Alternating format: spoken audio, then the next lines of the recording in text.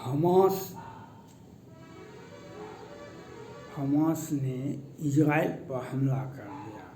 5,000 missile से अधिक Israel पर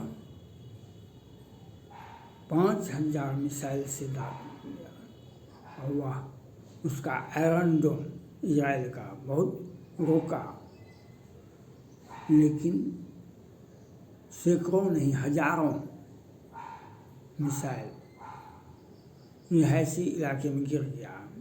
वहाँ पर घर द्वार गाड़ी लोग सभी के सभी लोग 5,500 से अधिक लोग घायल हैं, 20 से 50 लोग मारे गए हैं। क्योंकि वहाँ पर जश्न मना रहे थे किसी पार्टी का और सचेत थी नहीं इजराइल सेना। हमास ने 5,000 मिसाइल से अटैक करके दुनिया में एक अंतर्राष्ट्रीय माहौल को गर्म कर दिया। इजराइल पर हुए हमले से भारत दुखी है। फ्रांस के राष्ट्रपति मैक्रों भी दुखी हैं और अमेरिका के राष्ट्रपति जो बाइडेन साहब ने भी कहा हम इजराइल के साथ हैं। यह अंतर्राष्ट्रीय रूस और यूक्रेन के युद्ध से भी भयंकर त्रासदी अंतर्राष्ट्रीय समूह में देखा जाएगा। इसमें हमास का नेतृत्व अभी फिलीपींस कर रहा है और फिलीपींस के साथ अनेक मुस्लिम संगठन हैं।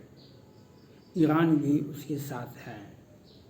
इजराइल के साथ भी भारत, फ्रांस और अमेरिका भी है। हो न हो यह एक व्यापक वैसे इजराइल के प्रधानमंत्री ने नेतन्याहू जी ने कहा हम पूर्ण युद्ध का घोषणा करते हैं और उसके बाद वह अपने सेना को आदेश दे दिया है आप भी बदला लो। यह बदले की भाषा, बदले का आग आज हमास और इजराइल के बीच में हो गया है। यह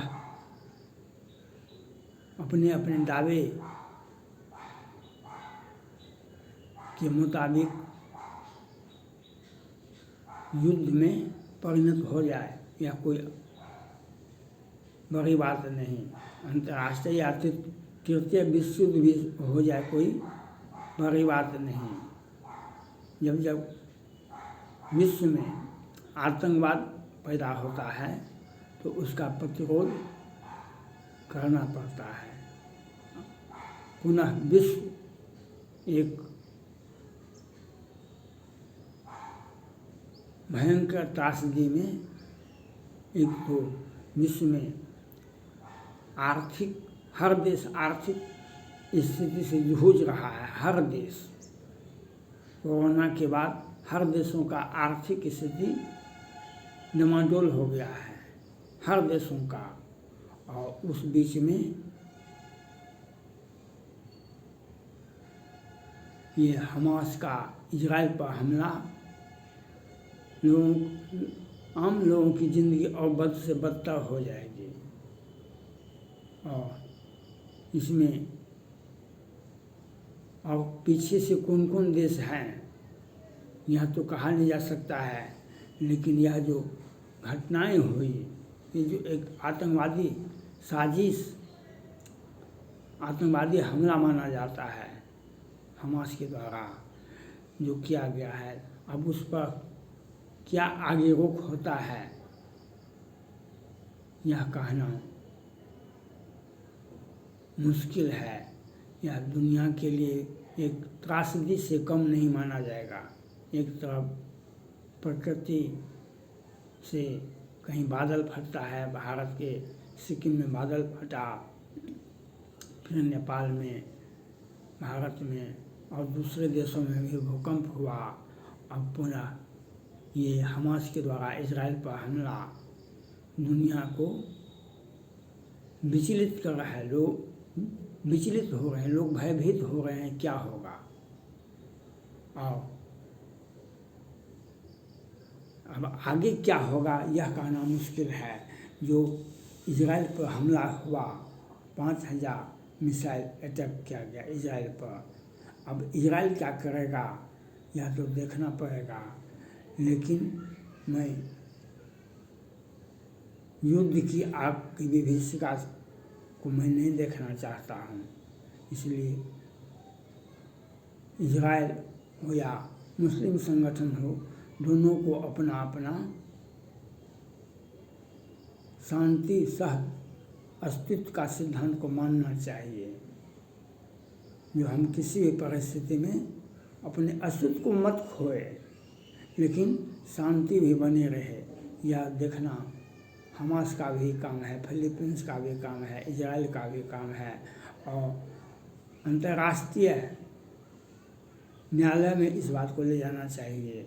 इजराइल को भी, हमास को भी, फिलीपींस को भी।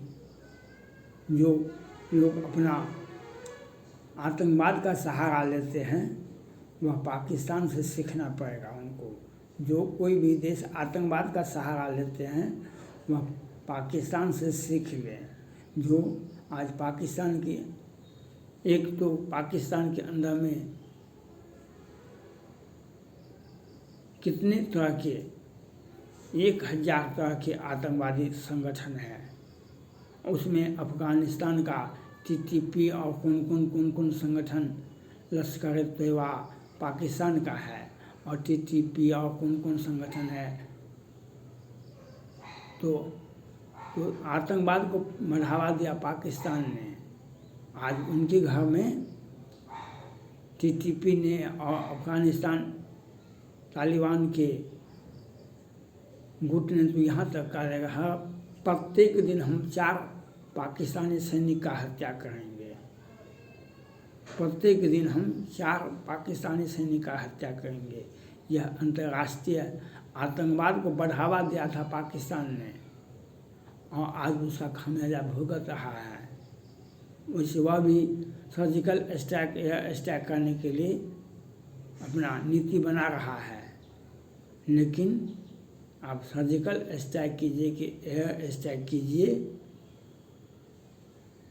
जो आतंकवाद को आपने बढ़ाया है, जिसको सींचा है, वह कभी बंद नहीं होगा। दुनिया में किसी का भी सर्वनाश नहीं हो सकता है। क्षति होती है, सर्वनाश नहीं हो। आप मूल रूप से आतंकवाद को अब समाप्त नहीं कर सकते हैं, क्योंकि पीओके, बलूचिस्तान और सिंध आपके देश में भी तो, और आपने पाकिस्तान ने तो और चाइना के समझौता करके वहाँ पर चाइनीज सैनिकों को वहाँ पर बुला करके उनको काम दे दिए, और यह भी कह दिए कि जो विरोध करता है उसको आप मिटा दीजिए। तो चीन के सैनिक वहाँ पर अपना काम करवाते हैं, उनका विरोध होता है वहाँ पर स्थानीय नागरिकों के द्वारा। वह आतंकवाद को, इसके पहले चीन के 7-8 इंजीनियर मारे गए थे। अभी भी चीन का इंजीनियर पाकिस्तान के जेल में है। तो यह आतंकवाद को पाकिस्तान ने बढ़ावा दिया। आज पाकिस्तान के सह पर हमास और ईरान, इजराइल, आज वह अंतर्राष्ट्रीय आतंकवाद का मुख्यालय पाकिस्तान है। उसके बाद हमास संगठन है, जो आज इजराइल को इस प्रकार से तंग और तबाह किया है। यह आने वाले समय में देखा जाएगा। आज पाकिस्तान का नागरिक ईरान, इराक, सऊदी अरब, में जाता है भीख मांगने के लिए। आपकी आर्थिक स्थिति कमज़ोर होगा, आपके बच्चे जाएंगे ही भीख मांगने के लिए। यहाँ पर आतंकवादी को पैसा दिया जाता है, देश की नीति को, देश का जनता के लिए पैसे नहीं हैं, लेकिन आतंकवाद के लिए पैसे हैं। और आप आतंकवादियों को, बच्चे तो आपके बात से तो जाएंगे भीख मांगने के लिए। जो कानून का को नहीं तोड़ते हैं किसी भी देश का, तो वह क्या करेंगे? भीख मांगने के लिए काम तो होगा नहीं, कोई भी फैक्ट्री नहीं चल सकती है। जब आतंकवाद फैलेगा तो किसी भी देश में फैक्ट्रियाँ नहीं चलेगी, कोई भी काम नहीं होगा विकास का काम, क्योंकि कोई भी विकास का काम, कोई भी फैक्ट्रियाँ तभी तक चल सकती है जब वहाँ पर शांति होता है। एक तरफ से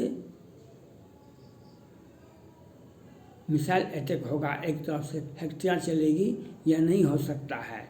इसलिए आज जो हमास के द्वारा जो इजराइल पर हमला किया गया, इसकी मैं निंदा करता हूँ। और इजराइल के साथ भारत, अमेरिका, फ्रांस भी है।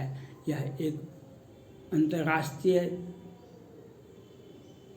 माहौल को गर्म कर दिया गया है। अब आगे क्या होता है, उसे इजराइल ने भी फिलीपींस से, हमास से बदला लेने की घोषणा कर दिया है। लेकिन इसमें बहुत सारे मुस्लिम गुट एक साथ आएंगे, इधर से भी अमेरिका, फ्रांस, भारत और बहुत सारे देश इनके इजराइल के साथ आएंगे। ब्रिटेन भी इजराइल के साथ आएंगे।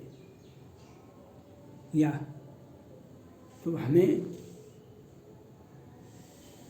इजराइल अमेरिका का ही छोटा सहयोगी देश है, वह भी अंग्रेज, वह भी क्रिश्चियन। अब विश्व में क्रिश्चियन का देश ही सर्वशक्तिमान है। मुसलमान का कोई भी देश इतना ताकतवर नहीं है जितना अमेरिका या फ्रांस या ब्रिटेन।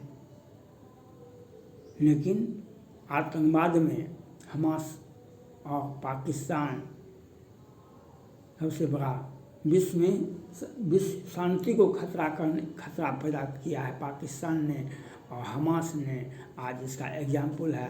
अब दुनिया की जनता त्राहिमाम करेगी। एक तरफ से रूस और यूक्रेन का युद्ध है, एक तरफ से हमास और इजराइल का यह युद्ध छिड़ गया है। अब आगे क्या होगा यह देखना होगा। थैंक्स।